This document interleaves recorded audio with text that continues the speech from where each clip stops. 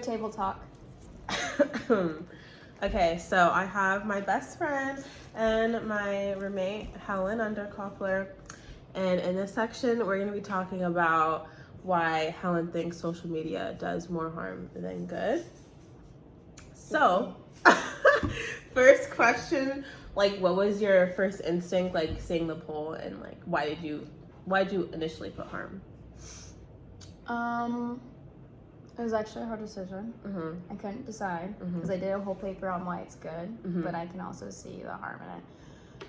But I just chose harm because, like, body image and things like that, and fake news and distorting, like, news, things like that, like with the vaccine. People kept saying, like, they didn't test all this, they didn't have enough testing. Right. But in reality, they didn't look at the facts and things like that. So it's like, stories can get distorted. No, yeah. Are those like personal thoughts, or do they come more from like just generalizing social media, like body image as a whole, or like do you find it an issue, or do you think it's just an issue like within, like, personally? Yeah, exactly. Yes and no. I feel like I've gotten a lot better at not comparing yourself to images online that have also been distorted, just like stories. Like, all of them have been, like, photoshopped and things like that, which is awful to compare yourself to. But yeah, a lot of girls still have a lot of trouble looking at images of models that have been, like, Facetune, like, not Facetune, that's the other one, but airbrushed, like, cinched their waist in, like, they don't actually look like that, and that's horrible. And that's why, so, like, that can cause eating disorders, that can cause body image for, like, girls body that are, like, dysmorphia. like, there's, like, 11-year-olds on Instagram that, like, haven't even grown into their bodies yet, and they still think, they're already thinking they're, like, too big. Yeah. Because it's, like, it's such a hard question, because I think the reasons why we don't like it and we think it causes more harm, also, I feel like, can be turned to why it's good. Like, immediately when you said that the media kind of like ruined how some people think about the vaccine, I also feel like there's always combating against that. Like, you'll see one tweet that says this happened in this area, this girl passed out right after getting the vaccine, and then someone will quote the tweet and be like, this is not what happened, this is actually what happened. That's and then it's so hard. And then also, I think because people have noticed how bad social media can be for the health, like mental health, body image, all of that.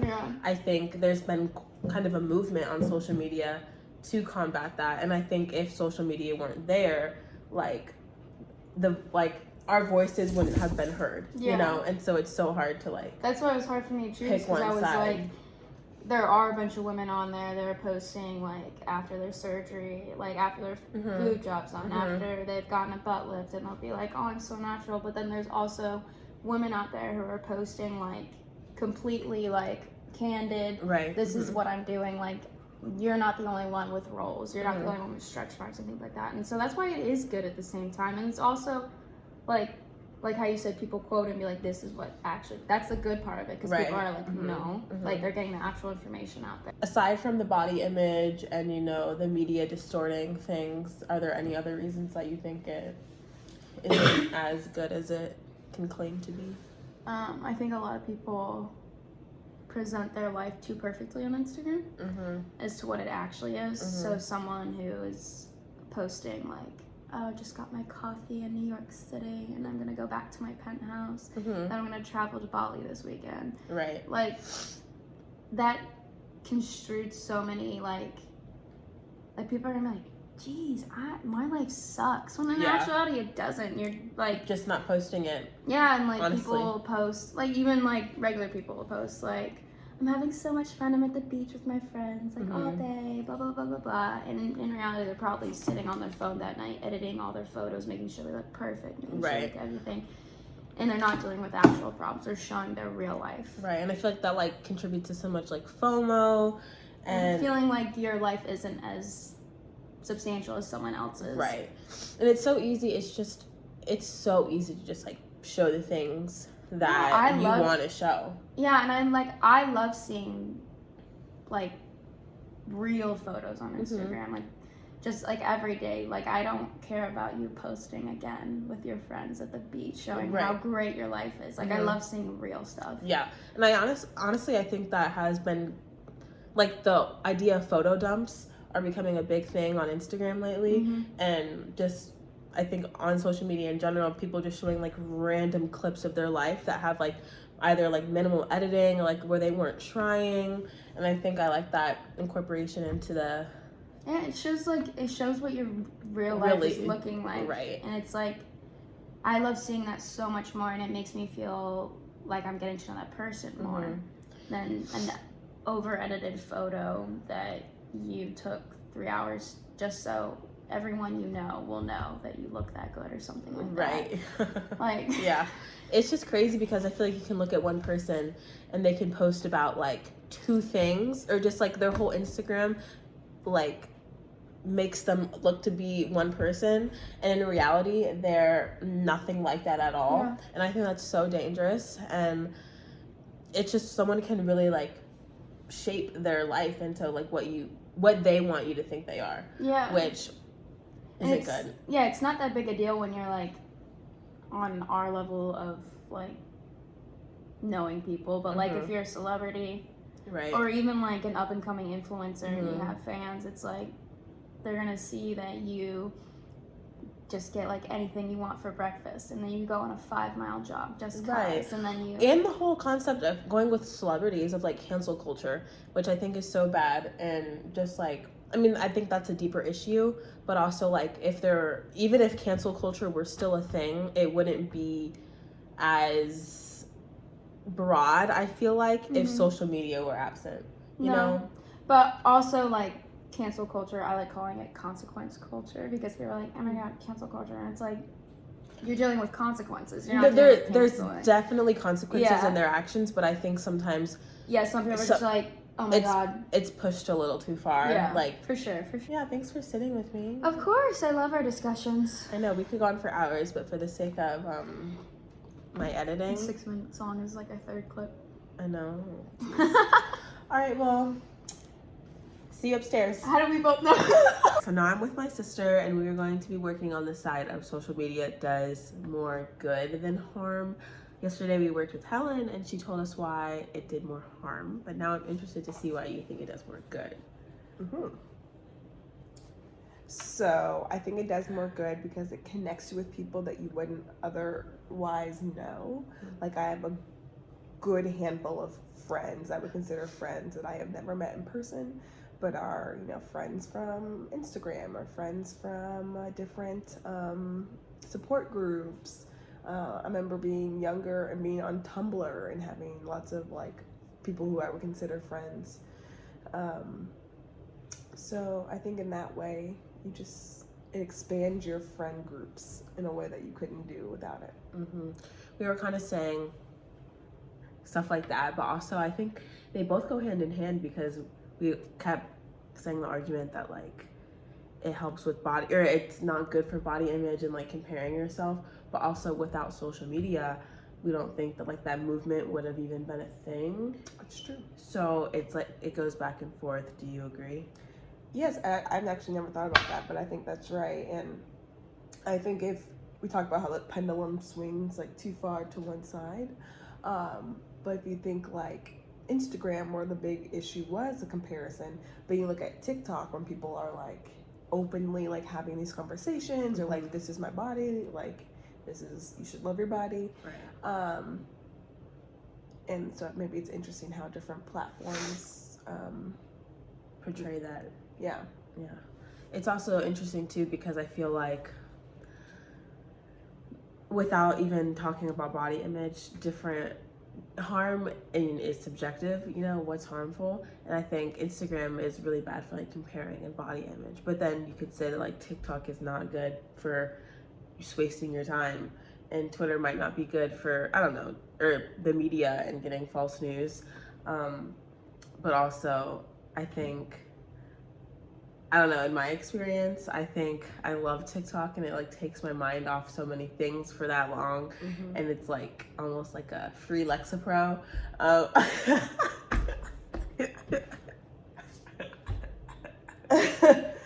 I have my pills in my bag. But it really does, like, sometimes when I'm feeling anxious, if I can just like hop on TikTok and make myself laugh for like 30 minutes, I find that like I agree with that basically because it takes you out of your real world because you're generally not following people that you know from your own life. Whereas Instagram, you're just like just people you know over and over and over and like what they're doing, so you're thinking about yourself and them and whatever that might be. Right. With TikTok, you're like putting yourself into other people's lives, very random things, and it's so quick that it just changes from here to there. It's like not as stressful at all of an experience. And then there's Snapchat. Very weird. It's dying out. I don't use Snapchat. I haven't in years. Yeah, I feel like it really it was a thing though. I remember the day that Instagram got stories, and then that's the last time I ever used Snapchat. Okay, so aside from, you know, connecting with people, are there any other things you can think of that are reasons why social media does more good in your opinion? I mean, I think with any like new industry, it also creates jobs and new career pathways for people. I think there's a lot of improvement that can be had with people who have like social media jobs. Like it tends to be condensed into like one job, but they're doing like 17,000 things. There really needs to be more of a hierarchy or more just more titles and positions under that social media coordinator position. Sorry, continue. I mean, you think about it, without social media, we wouldn't have influencers. Care what you say about them, but That's what I was saying. It's a job, but also I feel like everything goes both ways because I think influencers are obviously doing good. They're influencing, I guess they're creating jobs for themselves, and not just for themselves, but they have the money now to get assistants, PR things like lawyers. But also then I think people watch influencers and then compare themselves to influencers, which goes on the other side of the spectrum. So it's all connected, but continue. Let's see, like I know a lawyer who strictly works with influencers, writing contracts for them because it's such, like she's an influencer herself, but as a lawyer, that's what she does. Yeah. Because she can just like write contracts for all her like influencer friends. Think about like editing apps and how like the need for that was not as high before. But also think about the good of like people learning new skills to do well on Instagram. Like I not just to do well on Instagram, but like to get your pictures to look like other people's or something like that. Like I have learned Photoshop, I have learned Lightroom. I know there are people who are putting their video editing skills to make really cool TikToks, and I think that's like a really cool that can transfer into like a separate job or just enhance your resume for something else that's maybe not in social media. I think another thing that comes up a lot is people saying, oh my gosh, like the world is so bad, there's so many bad things happening all the time. And then my first thing is like, technically, like research wise, statistics are going down for different crimes. We just hear about every little crime because of how close we are to media. Whereas before, you know, you had to travel through word of mouth or by letters or however news traveled at that point. And so you weren't going to hear about everything that happened. But now, with, you know, media, Twitter, you're just getting alerts to your phone. People who are just there and post videos of things and you just happen to see them. It can feel like the world is, you know, so bad. And I'm not saying it's not, because it kind of sort of is. But to say it's worse than it was before. Yeah, we have so much access to everything. You know, I feel like maybe 20, 15 years ago, you'd like see everything that's happening on the news and just the news. But now it's like people, I don't watch the news, and I only know about the things that are going on because I see it on Twitter. And that's for like everything. Like, I was just telling her the other day that there's like a serial killer in our area. And every time I go on Twitter, there's more updates on it or like more stories. And who's to say that it's as legitimate as they're making it seem? But I'd rather be safe than sorry, I guess. Or just anything else. Like, hey, did y'all hear that ODU is opening for the fall? Like, I found that out on Twitter before I even like heard anywhere else. Yeah, I think it also does provide a way for advocacy to happen, as far as when things are going down in other countries or other places that are farther away. There's usually ways that you can support those causes through social media that would not have been possible before or without social media. That reminds me of all like the donation links that have been out for like the Australian fires and BLM and what happened recently, the flooding in Texas, and just like celebrities or people who like can and have that influence to like drop links down for people to donate to. And I think without that, there wouldn't really be much donating, or it would all be a little bit harder of a process than just swiping up and putting in your card number. Right.